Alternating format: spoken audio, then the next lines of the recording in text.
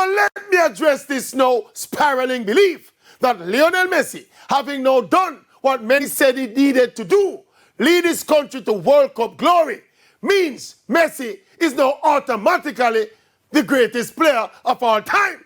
I don't think so. What this performance does is to now legitimately put Messi in the GOAT conversation.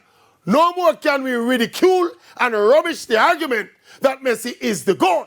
Personally, I think Messi has surpassed his legendary countryman, Diego Maradona, on the GOAT list.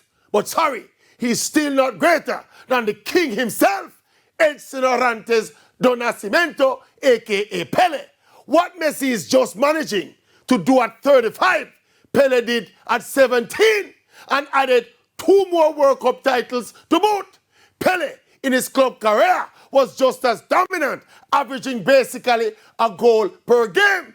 Pele was an innovator of many moves now being executed by Messi and others. When Pele was in his element, defenders could have kicked down forwards at will.